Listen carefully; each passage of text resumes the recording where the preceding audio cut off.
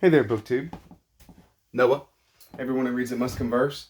Thanks for coming by. I'm in a festive mood. Happy Halloween, first of all. It's coming up quick, so I figured I'd do something for the season on my channel and suggest to you some of the most horrifying books that I've ever read. Some of these are horror genre. Most of them aren't, actually. They're just fiction literature. I'm wearing a crisp new shirt. I actually got this shirt like last Christmas, and I think I have never worn it. I just came across it in the closet there. Do you ever do that? It's ridiculous. So I'm gonna go from like some more well known off the rip first, and then we'll go to some stuff that I think you guys might really like to hear about, and will be, lesser known for the horror heads out there. First off, that one of the scariest, most horrifying books that I've ever read is Pet Sematary by Stephen King. And, Stephen King does this kind of like, some gross out. He does some comedic horror, you know what I mean? And he gets kind of a rap for that. I mean, I get it. My copy here is beat all to hell, isn't it?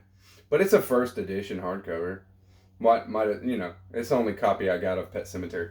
But this book is scary as hell, okay? And mainly what I can say is the real reason why, for me, that Pet Sematary is just scary as all hell, is the son. The whole episode of the son dying, and the funeral, and the scene of the son's grave being dug up in the middle of the night by the father and being taken and reburied in the pet cemetery. That is just a crazy, horrifying scene and situation, and stuck with me ever since. That you just get such a sense of the smell and the situation that you're in. So, Pet Sematary, for sure. Another one that's very well known in the horror, as far as horror heads are concerned, is House of Leaves. This is one of the most involved, multi-layered, claustrophobic, overwhelming narratives, multiple narrative threads. It's just oppressive. It's totally oppressive in all kinds of ways. All the different threads of stories have their own kind of horrific elements. None more so than the house itself. The house in House of Leaves is completely horrifying, a complete horror show that you can't make sense of, and that's what really scares me. Like I've read all kinds of stuff, and I don't get scared easy, especially by a book. But when there's something that is there and it's supported by the narrative enough to make it real in the story, and it's still, you can't wrap your head around it and you can't make sense of it, that is scary to me. Just something that is so irrational, so out of the box that it's just freaky and scary. And the last very well known is going to be on this video is going to be the Inferno, Dante's Inferno. If you haven't read Dante's Inferno, I don't know what you're doing with your life. While you're on BookTube, looking at books with me. If you haven't read Dante's Inferno, this is my favorite translation, the John Carty. I recommend it. John Carty's translation with the footnotes here, and it is a journey through hell. It starts off, you enter, Dante is the main character in the book himself. He goes on a step-by-step journey through the different rings of hell, coming face to face with Satan at the bottom, and it is complete horror show. I mean, it's the most gory. It's the most terrifying. It's the most of all that, just as far as what the human imagination can conceive of. And I was reluctant to just grab that one because even from all different spiritual traditions, from all different literature, places in literature, there are these kind of horrific imaginings of hell or hell realms. They're the jewel ornament of liberation in the Buddhist, Tibetan Buddhist lineage comes to mind. Portrait of an Artist as a Young Man comes to mind. You know, there's just these horrifying visions of hell, and they're all completely horrifying. All right, so there's the most well-known that I wanted to touch on. Another one that I have touched on a little bit before on my channel, so I'm not going to say too much about it, is Robert R. McCammon's Swan Song. This is complete horror show. This is an atomic apocalypse goes off at the beginning in the first chapter. Human beings all the world over, you know, or basically, you know, the Cold War, United States and Russia nuke the entire world. The entire, you know, for all intents and purposes, nuke the entire world. And so we have just the most sparing bands of survivors. One of them is like a military compound, of course. They get, you know, they go to, they have a shelter in a mountain. So there's a little bit of society there, kind of. It's a military society. But everything gets totally messed up. Everything is totally destroyed. And then there's the nuclear winter that these people have to go through. And there is a supernatural element to this. Satan actually comes to the earth, and it is horrifying. The whole book is horrifying, but a wonderful book, a wonderful read. One that I can't wait to talk about a little bit is Charles Williams' All Hallows Eve. What a perfect one for Halloween itself, right? All Hallows Eve by Charles Williams. This is a very scary book. This is a very creepy book. This book, in this story, you follow two ghosts. They're dead. They realize they're dead in the first chapters. Charles Williams likes to do this. There's death in his opening chapter almost every single book that he's done. All right. So in this chapter, you meet two women who are friends, and in the first chapter, they realize they're coming home to their town, and they realize they're dead. They are dead. They are ghosts.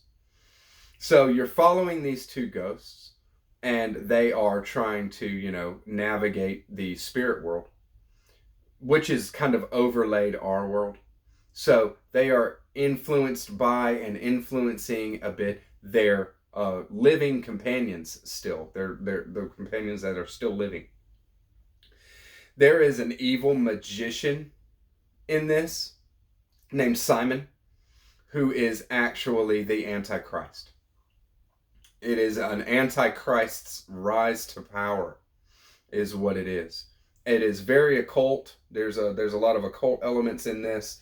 Simon is a very bad dude. And Charles Williams definitely has these very, very evil characters in his books. And All Hallows Eve is no exception. Also a lot of goodness, very, very believable goodness in his books as well. But this one is very scary, and I highly recommend it. One of the most horrifying reading experiences of my life, especially in the last 5 to 10 years, was reading Jose Saramago's Blindness.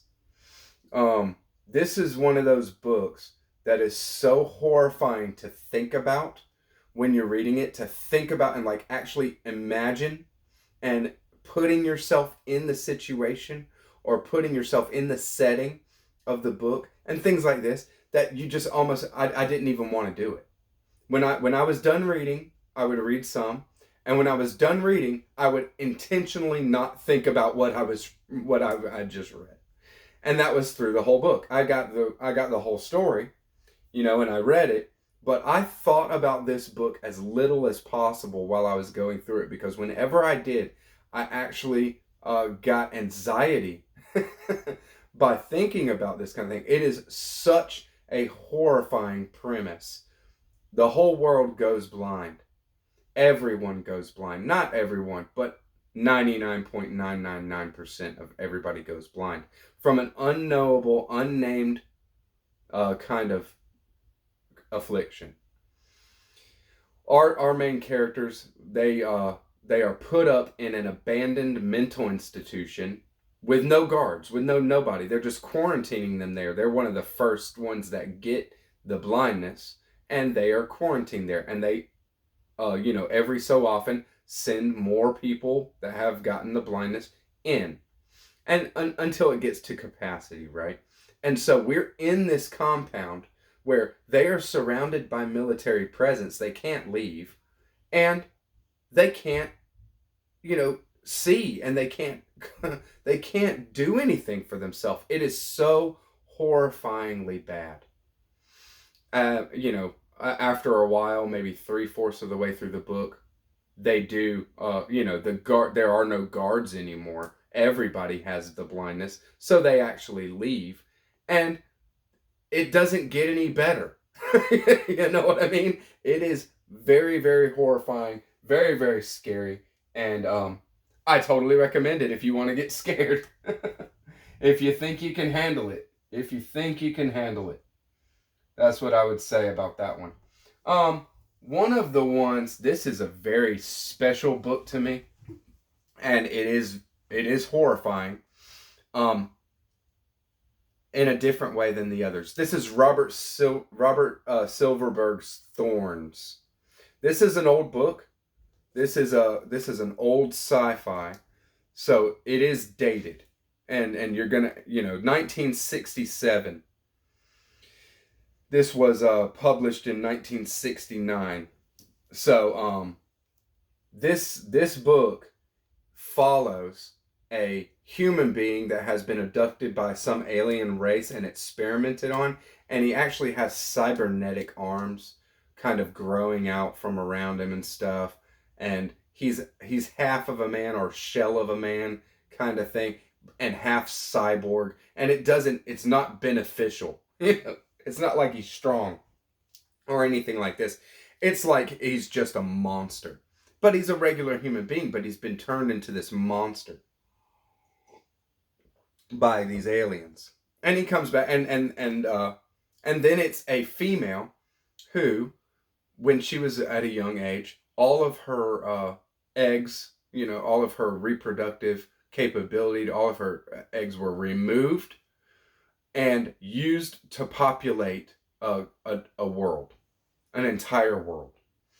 They used her to populate a world. Now this is, like I say, that's why this is dated, because that is something that is crushing to her in her adult life, and this man is totally broken. And so the third character that we find out about in this book is a megalomaniac media mogul that actually is in charge of entertainment for billions of worlds, a whole galaxy full of human beings and other beings and stuff like that. So what does he do? He gets these other two beings, this man and this woman, and makes them live together and televises it, pipes it through to everybody in the galaxy so that they can enjoy these two horrible people's sufferings. This is very, very prescient. This is like reality television. It is actually described that this megalomaniac feeds off of the emotions of the man and the woman, and is actually being sustained by it in some kind of way. Here's your bachelorette and the bachelor and your bachelorette type of enjoyment right here. Enjoying watching people suffer. Enjoying watching people cry. Enjoying watching people broken. And so it is very horrifying to me. And the last thing I'm going to touch on, I hope you guys enjoyed this book too, is Black Hole by Charles Burns. Now, this isn't a novel. This is a graphic novel. But this is very horrifying. This is the story of some kind of weird STD that goes through a high school in middle America, whatever, some high school. And the kids actually develop deformities, body deformities. And body deformities like a mouth opening on the side of their throat. A tail. One chick's skin peels off. One boy looks like a wolf, has like all this hair and looks like a wolf. It is very, very disturbing, very surreal, and very, very well done. It is awesome. This is definitely one of Charles Burns', if not his best work ever, one of them. It is a very, I think it's pretty well known among, graphic novel readers and stuff like that, but it definitely is worth the read. And I've revisited it few times. It's very, very cool. So here we go, guys. Here's your some of the most horrifying books that I've ever read, and there's a lot more. I didn't want to do an hour-long video over here. Just give you guys some stuff and maybe you haven't read some. Let me know, BookTube. Thank you. Bye-bye.